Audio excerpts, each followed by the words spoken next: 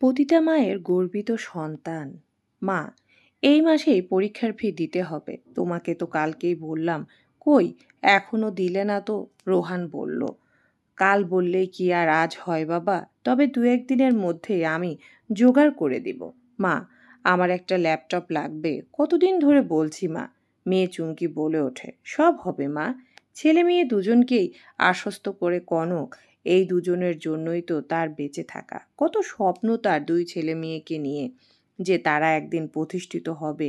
ওদের জন্য গর্ব হবে ওর। ভাতের ফ্যানটা গালিয়ে তাড়াতাড়ি তরকারি বসায় কনক, সেরে ফেলে রাতের রান্না। খাবার খেয়ে বিছানায় শুয়ে শুয়ে ভাবতে থাকে ফেলে আসা দিনগুলোর কথা। গরিবের মেয়ে কনক, তিন দাদার পর একমাত্র বোন সে।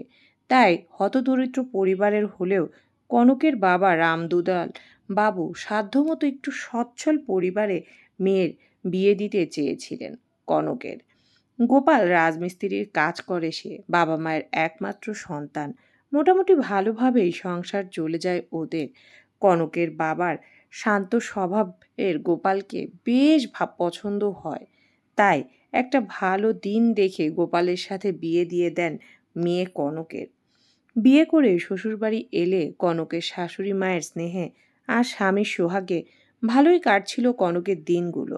অসুস্থ শ্বশুরের দেখভালের সব দায়িত্ব নিজের কাঁধে তুলে নিল সে। পাকা গৃহিণীর মতো সংসার পাতল সে, স্বামী শ্বশুর শাশুড়ি নিয়ে। গোপাল খুবই ভদ্র স্বভাবের ছেলে, আস্তে আস্তে কথা বলে, সবাইকে সম্মান করে, কারো সাথে তার বিবাদ নেই। পাড়ার সবাই ভালোবাসে গোপালকে। গোপাল সারাদিন খেটে সবসময় চেষ্টা করে তার পরিবারকে সুখে স্বাচ্ছন্দ্যে রাখতে। কনকও সাধ্যমতো চেষ্টা করে গোপালকে আর তার পরিবারের সবার খেয়াল রাখতে। বছর ঘুরে কনকের কোল জুড়ে এক চাঁদপনা ছেলে এলো। আদর করে গোপাল নাম ডাকল রোহন। গোপালের মা তো নাতি পেয়ে খুব খুশি, কোল থেকে নামায় না তাকে একদম। রোহন বড় হতে থাকলো। 2 বছর পর কনকের কোল জুড়ে চুমকি এলো। গোপাল নিজে অভাবের জন্য লেখাপড়া করতে পারেনি, তাই গোপালের স্বপ্ন তার ছেলে মেয়েকে সে অনেক লেখাপড়া শেখাবে, 10-এর একজন করবে। এক বুক ভরা স্বপ্ন ছিল গোপালের বুকে। কনকও সাথ দিয়েছে ওর। তাদের ছেলে মেয়ে তাদের না পারাগুলো পারুক, না জানাগুলো জানুক। 5 বছর বয়সে রোহনকে ভর্তি করে মফস্বলের এক নামজাদা স্কুলে। অনেক স্বপ্ন তো তাকে ঘিরে। রোহন যখন স্কুল ইউনিফর্ম গায়ে, পায়ে বুট জুতা, কাঁধে ব্যাগ নিয়ে স্কুলে যায়, মনটা ভরে যায় কনকের। রোহন চুমকির লেখাপড়ায় খুব মনোযোগ। চুমকিকে কনক নিজেই পড়ায়, আর রোহনের জন্য বাড়িতে মাস্টার মশাই আসেন পড়াতে। মাঝে মাঝে কনক গোপালকে বলে, সারাদিন এত পরিশ্রম করছো, তাও সংসার টানতে হিমশিম খেতে হচ্ছে। চুমকি বড় হলে ওর লেখাপড়ার খরচ যোগান দিতে আরও টাকা দরকার হবে। গোপাল কনককে বলে, চিন্তা করো না, যত কষ্টই হোক আমি ওদের লেখাপড়া করতে কোনো বাধা আসতে দিব না। কনক আজকাল বিড়ি বাঁধে, হাতের কাজ করে, সংসারে যতটুকু সাহায্য হয়। শাশুড়িও সাহায্য করে কনককে, কিন্তু ঈশ্বর বোধহয় সবটা এত ভালোভাবে ভাবেননি। কনকের সংসারে নেমে এলো দুঃখের কালো ছায়া। উঁচু বাড়ির প্লাস্টার করতে গিয়ে ভাড়া থেকে পড়ে গিয়ে পান হারালো গোপাল। একরাশ স্বপ্ন বুকে নিয়ে হাহাকার পড়ে গেল সংসারে। শেষ হয়ে গেল পরিবারের প্রতিটা মানুষের স্বপ্ন। কি করবে এখন কনক সংসার ও সন্তানদের নিয়ে?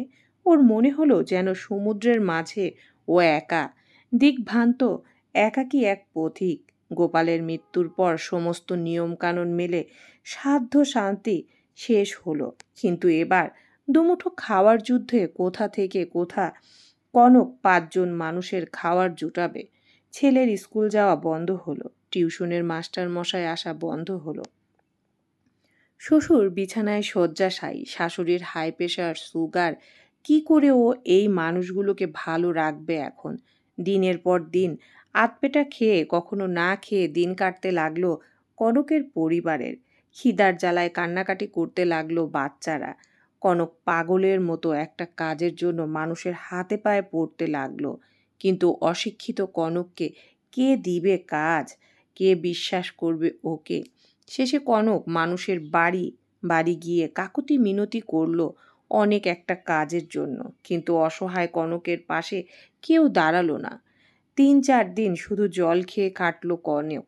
শরীর যেন দুর্বল হয়ে আসছে, শক্তি নেই উঠে দাঁড়াবার। কিন্তু থামলে তো চলবে না, বাচ্চা দুটোকে যে বাঁচাতে হবে তাকে। বৃদ্ধ বাবা অসুস্থ তিনি, দাদারা দিন মজুরের কাজ করেন, নিজেদের সংসার নিয়ে হিমশিম খায়। সামান্য ওষুধ কেনার টাকার জন্য কনকের বাবাকে হাত পাততে হয় ছেলেদের কাছে। তাহলে কনক কোথায় যাবে এখন? একদিন বিকালে শিবু কনকের সাথে দেখা করলো। শিবু পাড়ার মাস্তান গোছের কম বয়সী ছোকরা। সবাই বলে শিবু নাকি খুব খারাপ ছেলে। এহেন শিবু কনকের সাথে দেখা করতে এসেছে দেখে কনক অবাক হলো। বৌদি, তোমার বাচ্চা আর সংসার বাঁচাতে হলে একটাই রাস্তা আছে। যদি রাজি থাকো তো কালকে আমার সাথে শহরে চলো। রাতে বিছানায় শুয়ে চোখ থেকে অনবরত জল ঝরতে লাগলো কনকের। গোপালের সেই আশাভরা মুখটা ভেসে উঠল কনকের সামনে।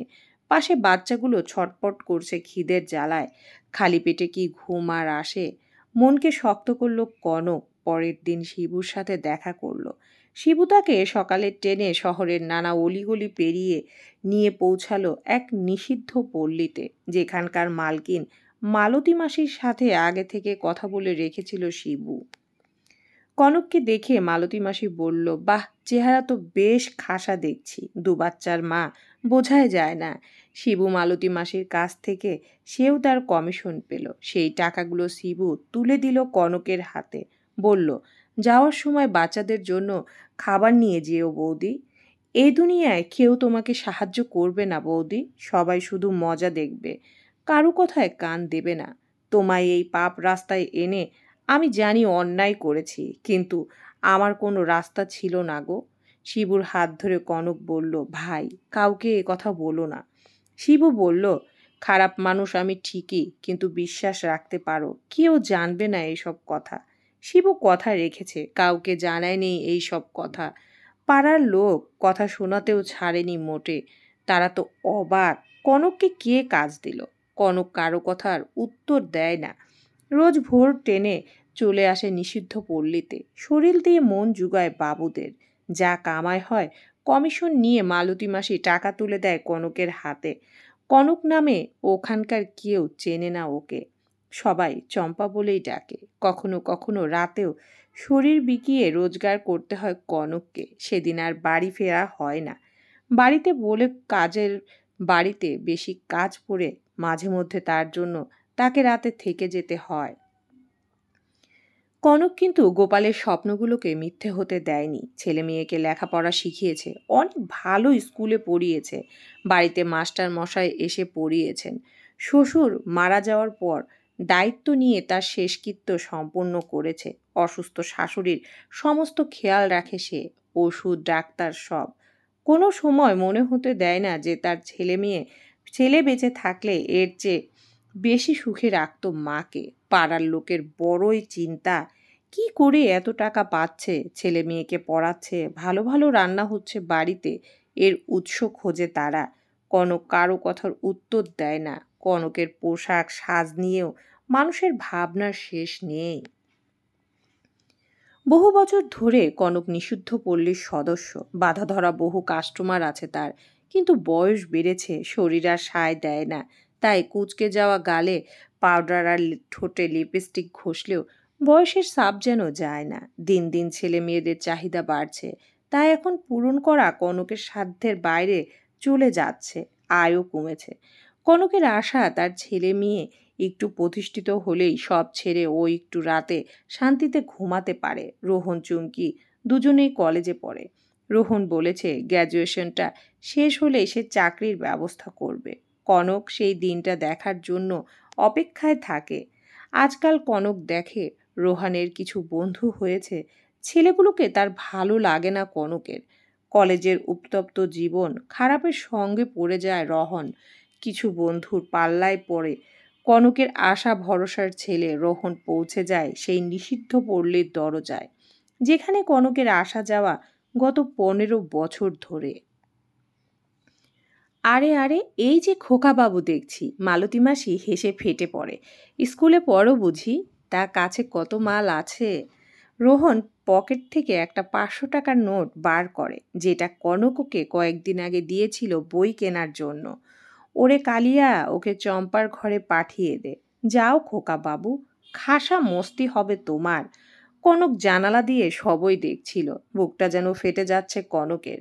পায়ের নিচ থেকে মাটি যেন সরে যাচ্ছে, আর পাচ্ছে না সহ্য করতেও।